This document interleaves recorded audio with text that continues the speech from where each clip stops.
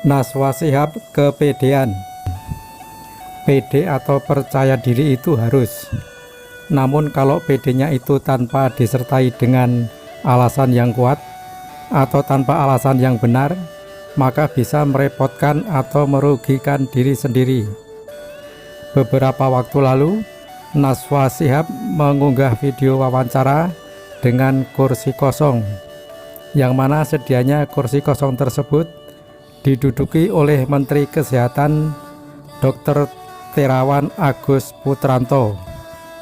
Terkait dengan keterangan yang ingin dikorek oleh Najwa Shihab dari Dr. Terawan tentang masalah pandemi COVID-19, yang diketahuinya bahwa hingga berjalan selama 7 bulan, pengidap penyakit COVID-19 di Indonesia tidak menunjukkan penurunan, tetapi naik terus, utamanya adalah di Provinsi DKI Jakarta, Jatim, Jabar, Jateng, Sulsel, dan lain-lain. Namun berbeda dengan Provinsi Sumbar yang menunjukkan data yang sebaliknya, di mana angka yang terpapar COVID-19 sangat bisa dikendalikan. Kembali ke persoalan kursi kosong, dikatakan oleh karena sudah berkali-kali Dr. Terawan diundang oleh Najwa Shihab untuk diwawancarai di acara Mata Najwa Metro TV yang juga di-upload di YouTube, namun Dr. Terawan tidak hadir. Maka berlangsunglah wawancara dengan kursi kosong dimaksud. Konon Dr. Terawan akan mengutus seorang dirjennya, namun Najwa Shihab yang tidak mau. Najwa Shihab itu adalah seorang jurnalis senior yang kepiawaiannya sudah menjadi rahasia umum dalam mengorek keterangan dari tokoh-tokoh terkenal atau public figure sebagai narasumber dalam acara wawancara, hingga sang narasumber harus berkata jujur. Beda dengan Rossi Silalahi yang dalam mewawancarai narasumber sering mengulang atau mengklarifikasi apa yang diucapkan oleh narasumber supaya tidak terjadi kesalahan persepsi. Kalau Najwa Shihab dalam memastikan kejujuran narasumber yang diwawancarainya sering memotong perkataan narasumber dengan serangan pertanyaan-pertanyaan yang memojokkan atau dengan mengemukakan bukti-bukti yang sudah dia peroleh, sehingga sang narasumber tidak bisa berkata mengada-ada. Baik juga sih, masing-masing orang punya cara sendiri-sendiri. Tetapi menurut saya, Najwa Shihab itu terlalu cepat memotong perkataan, sehingga seringkali terjadi apa yang ingin disampaikan oleh narasumber belum selesai disampaikan dengan lengkap, meskipun singkat sudah dipotong. Tentu saja hal tersebut bisa menjadikan si narasumber tidak nyaman, merasa dihakimi dan dibully. Tidak ada sopan santun yang baik tercermin di sana, yang mana adalah tidak sesuai dengan budaya Indonesia. Untuk mempersingkat waktu dialog, bisa kan sebelum wawancara disepakati terlebih dahulu teknisnya. Misalnya narasumber diharapkan tidak berkata yang bertele-tele.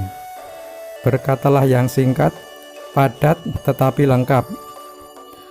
Dengan cara-cara wawancara yang dilakukan oleh Najwa Shihab selama ini, maka tidaklah salah jika Najwa Shihab itu dipersepsikan sebagai jurnalis yang cerdas, pintar, dan piawai. Namun demikian tidaklah sempurna-sempurna amat, karena masih ada unsur bullying, penghakiman, bahkan mungkin bisa dikatakan pongah. Program-program dan capaian yang dilakukan oleh Kementerian itu kan bisa diketahui dari juru bicara kementerian. Namun kalau harus ada tayangan wawancara selain dihadiri oleh menteri, sebenarnya dengan kehadiran dirjen pun sudah cukup, di mana pada kesempatan lain menterinya lah yang hadir. Mungkin Menteri Terawan punya alasan sendiri sehingga tidak perlu hadir dulu. Mestinya Naswa mengerti atau bisa maklum mengapa Menteri Terawan belum bersedia hadir. Dan sebaiknya Naswa Shihab melakukan introspeksi diri. Siapa tahu selama ini ada yang salah yang dilakukannya, yang berakibat seorang Terawan belum bersedia hadir. Janganlah menjudge Menteri Terawan yang macam-macam dulu. Semua orang itu, terkecuali beliau Sang Guru Agung Manusia dan Dewa atau juga Nabi, itu tidaklah sempurna. Semua orang masih mempunyai dan bahkan masih mempunyai banyak kekurangan. Pengidap penyakit COVID-19 di Indonesia yang jumlahnya tidak turun-turun melainkan terus menaik itu, kalau kita telisik lebih jauh, penyebabnya bukanlah melulu mungkin karena ketidakbecusan Menteri Kesehatan dan jajarannya dalam menangani atau mengendalikannya. Kontribusi masyarakat yang tidak disiplin dengan protokol kesehatan COVID juga berpengaruh signifikan. Demo-demo yang ada termasuk acara-acara yang diadakan oleh KAMI juga makin memperkeruh keadaan. Harus dicari itu siapa sponsor atau penyandang dana bagi para demonstran, dan juga buat kegiatan-kegiatan yang dilakukan oleh KAMI selama ini kalau ada. Selain itu, keadaan juga diperparah oleh adanya penguasa daerah yang kurang serius dalam menangani pandemi. Seolah-olah serius, tapi sebenarnya mungkin malah dimanfaatkan untuk tujuan-tujuan politiknya. Tidak dilakukannya lockdown total, dibentuknya gugus tugas dan komite penanggulangan pandemi itu, semua dimaksudkan untuk menahan terus bertambah derasnya yang terpapar COVID-19, sekaligus menahan terjun bebasnya perekonomian menuju resesi yang bisa terjadi. Memang sulit menangani pandemi COVID-19 itu untuk Indonesia, yang masyarakatnya tidak sedisiplin negara-negara barat dan negara-negara maju. Jumlah penduduk, pendapatan per kapita yang rendah, budaya kumpul-kumpul atau mudik, dan kondisi geografi, semuanya tidak menguntungkan buat Indonesia dalam kondisi pandemi seperti sekarang ini. Jadi banyak faktor lah yang merupakan penyebab semakin naiknya orang Indonesia yang terpapar COVID-19 itu. Dan itu bukan melulu tanggung jawab Kementerian Kesehatan saja, melainkan menjadi tanggung jawab kita semua, termasuk tanggung jawab gugus tugas dan komite penanggulangan yang sudah dibentuk, yang dikomandani oleh orang-orang pilihan, orang-orang terbaik yang dipilih oleh Presiden. Di bidang jurnalistik, wawancara dengan kursi kosong itu tidak melanggar aturan atau melanggar hukum, namun secara etika atau utamanya secara spiritual akan menghadirkan konsekuensi yang kurang baik.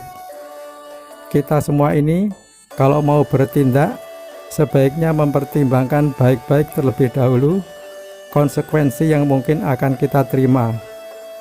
Dari sisi spiritual, di mana video-video saya memang kebanyakan men-share sesuatu yang ada kaitannya dengan pengetahuan spiritual atau ada kaitannya dengan praktek spiritual sehari-hari, di mana perilaku manusia itu semuanya berkaitan dengan praktek spiritual. Maka hendaknya disadari bahwa pertimbangan yang masak sebelum bertindak atau fokus dalam bekerja itu akan menyelamatkan kita, baik di dunia ini maupun nanti setelah kita mati.